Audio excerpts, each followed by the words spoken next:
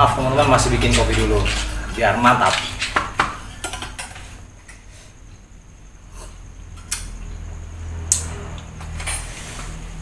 Jadi begini, dilihat beberapa komen di channel ini sebelumnya, ada beberapa teman-teman yang mempunyai request. Ada yang request tentang pemikiran filsafat Islam, ada yang request tentang pemikiran filsafat Barat, bahkan hingga menyebut salah satu tokoh. Ada juga yang meminta request untuk menjelaskan tentang buku-buku yang recommended bagi teman-teman yang masih pemula di dalam filsafat. Dalam kesempatan ini, saya akan mencoba membicarakan beberapa buku yang menurut saya recommended bagi teman-teman, terutama bagi mereka yang masih pemula di dalam belajar filsafat. Ada 4 buku yang akan saya ceritakan dalam kesempatan ini. 1, 2, dan 3. Kok 3? Mestinya 4. Nanti saya ceritakan yang satu kemana. Ikuti terus.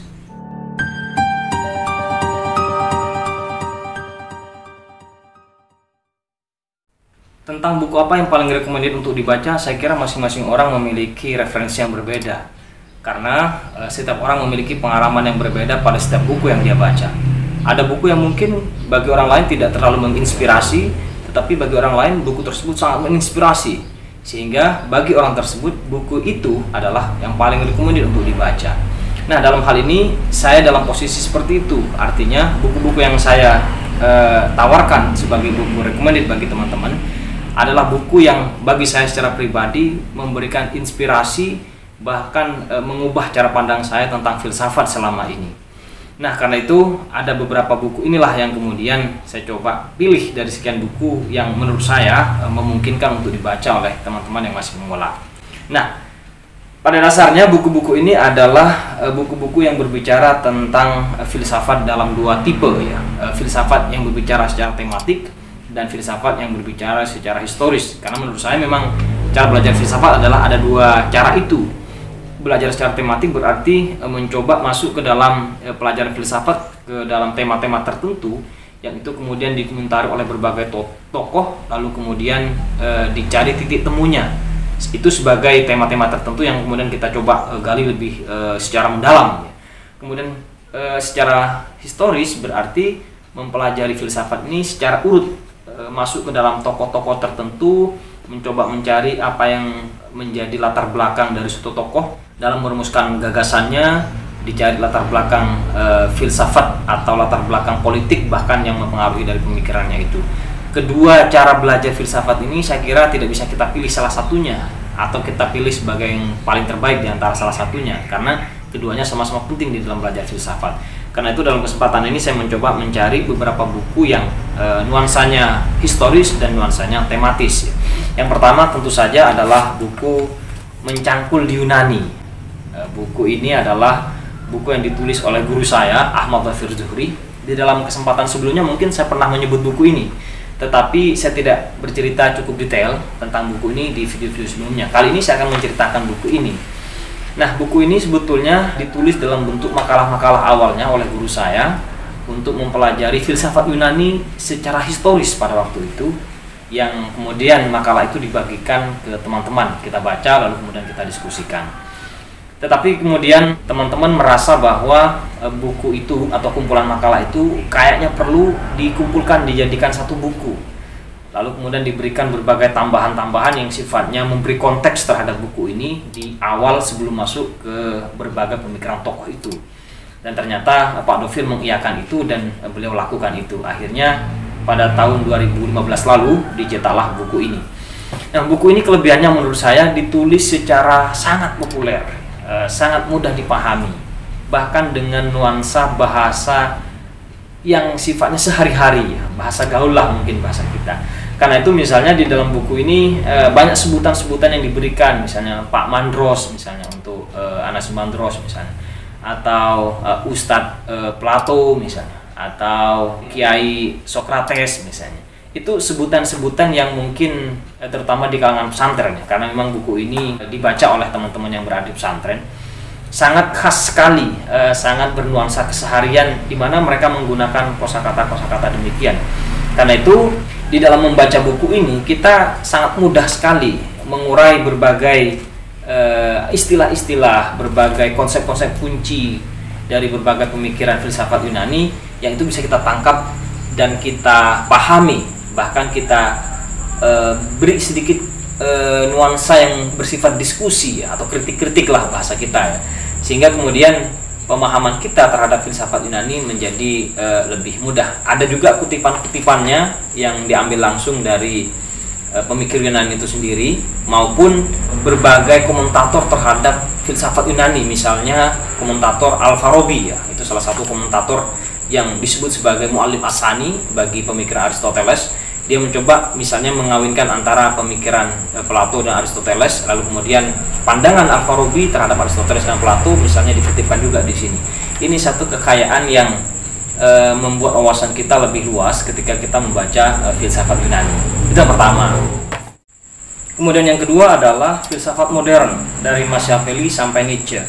Buku ini ditulis oleh Francisco Budi Hardiman. Ini salah satu buku yang banyak membaca saya kira, karena buku ini memang sangat sistematis, sangat mudah bagi kita. Ada berbagai peta-peta yang membuat kita mudah di dalam menangkap konsep yang dipaparkan oleh satu tokoh. Kemudian yang penting juga adalah pemetaan-pemetaan dari berbagai tokoh yang masuk ke dalam satu pandangan tertentu selama periode modern ya. Misalnya ini ada Renaissance, era rasionalisme, empirisme, ini tokoh-tokohnya siapa saja. Ini kemudian berhasil dipaparkan atau diurutkan oleh Francisco Budi Hardiman, sehingga di dalam membuat pemetaan secara historis kita sangat mudah sekali. Kemudian yang berikutnya, kelebihan dari buku ini adalah pada setiap pembahasan yang itu kemudian menyangkut salah satu tokoh yang penting di dalam studi filsafat, maka dipaparkan biografi singkatnya yang itu juga ditulis tahun-tahunnya. Dia ngapain pada tahun itu, dia menulis apa pada tahun tertentu misalnya, sehingga kita bisa memahami latar urutan bagaimana runtut pemikiran dari suatu tokoh itu.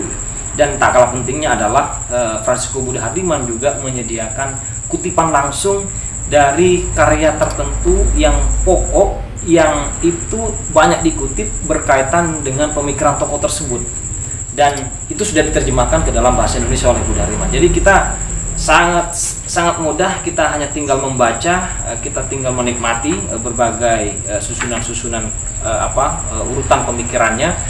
Itu yang kita temukan di dalam buku ini. Kemudian yang tak kalah menariknya lagi adalah di dalam buku ini juga menyediakan berbagai infografis atau semacam gambar-gambar lah, yang memetakan bagaimana kerangka pemikiran suatu tokoh. Misalnya ini ada di halaman 180 ya, bicara tentang sistem Hegel. Hegel ini cabang 3, misalnya bicara tentang filsafat alam, logika, kemudian filsafat roh ya. Filsafat roh atau logika itu nanti kaitannya dengan esensi, tentang eksistensi dan konsep. Filsafat alam nanti bicara tentang mekanika, fisika, organika, dan seterusnya. Itu salah satu contoh infografis yang dipaparkan di sini. Dan ada berbagai infografis yang disediakan sehingga kita sangat mudah menangkap gagasan atau gambaran umum ya, atau peta dasar dari suatu pemikiran tokoh yang dibahas. Kemudian yang ketiga adalah kita minum dulu sebentar, Eman kopinya udah bikin soalnya teman-teman. Baik, kemudian yang ketiga adalah buku berjudul Persoalan-persoalan Filsafat ya, yang ditulis oleh Titus Smith dan Nolan. Buku ini diterjemahkan dari judul bahasa Inggrisnya Living Issues in Philosophy oleh Profesor H.M. Rashidi. Nah, buku ini pernah saya baca secara berkelompok dengan teman-teman, per bab. Kita baca per bab, masing-masing orang memiliki buku ini, lalu kemudian kita baca di rumah masing-masing. Setelah 1 minggu kita ketemu dan membahas bab itu, dan ternyata memang sangat menarik.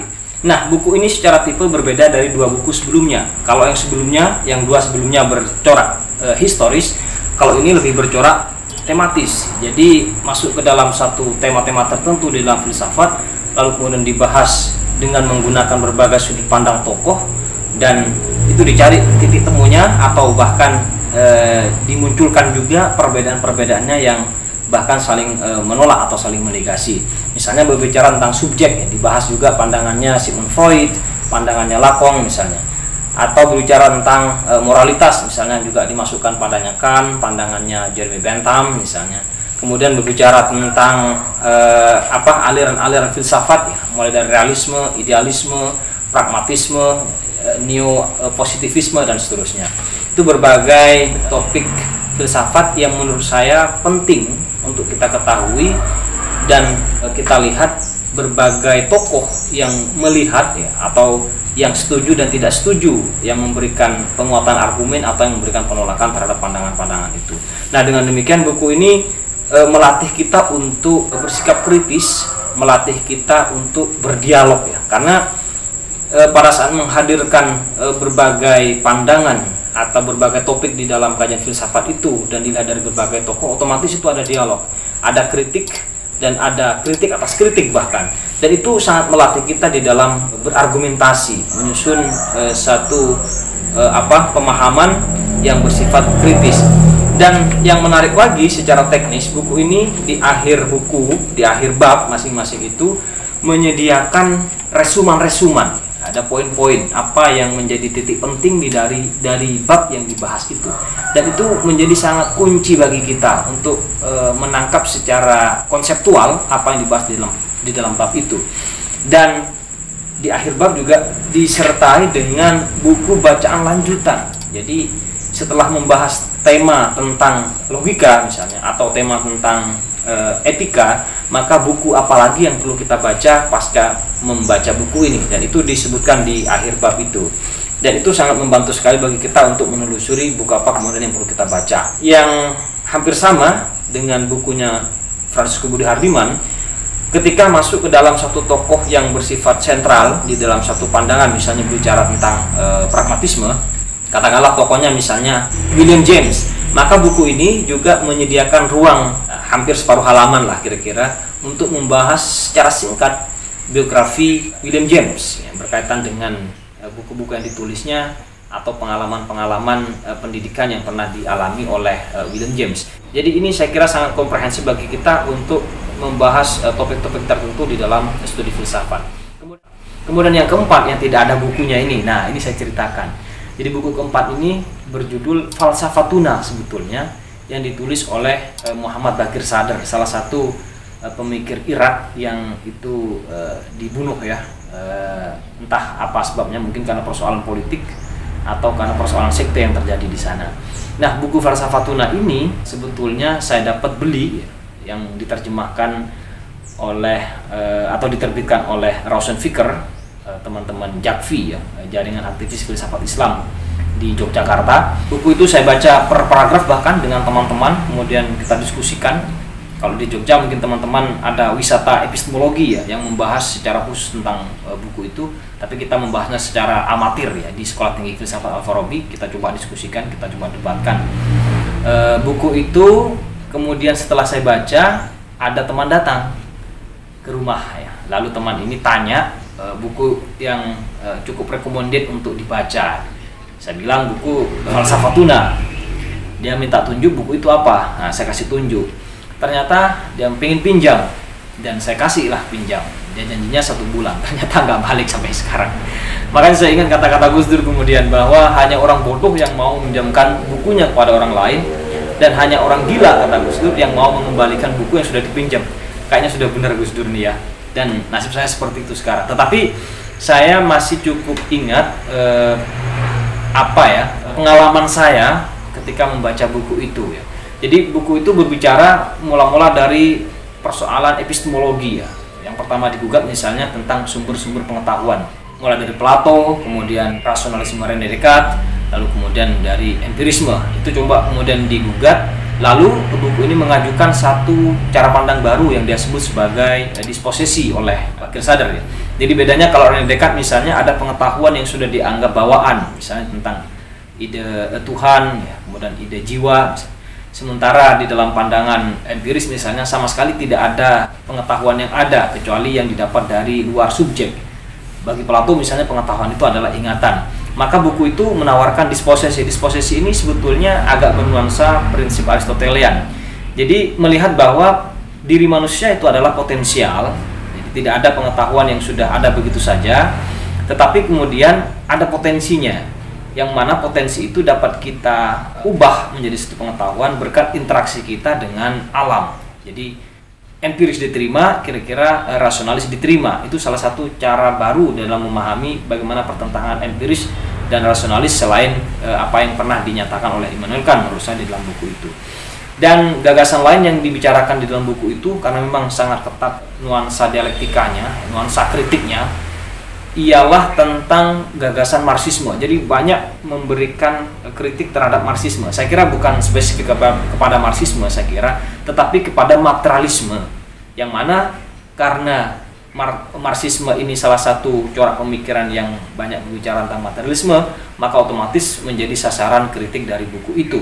Jadi ada banyak pandangan Marx misalnya yang kemudian dikritik di dalam buku ini, terutama misalnya tentang dialektika, bahwa dialektika itu tidak memiliki realitas sebetulnya.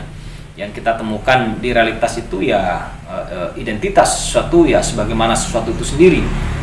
Dialektika dalam arti penetapan dan pengingkaran tidak pernah kita temukan di realitas, tetapi secara konsepsi itu ada misalnya. Ini salah satu kritik misalnya yang muncul dari buku ini. Secara umum buku itu berbicara tentang harmonisasi antara yang material dan imaterial, karena memang Bakir Sadar ini adalah seorang yang agamanya saleh kira-kira ya. Dia orang Islam yang memiliki concern tinggi terhadap penyelarasan antara teman-teman saintifik dengan pandangan-pandangan keagamaan.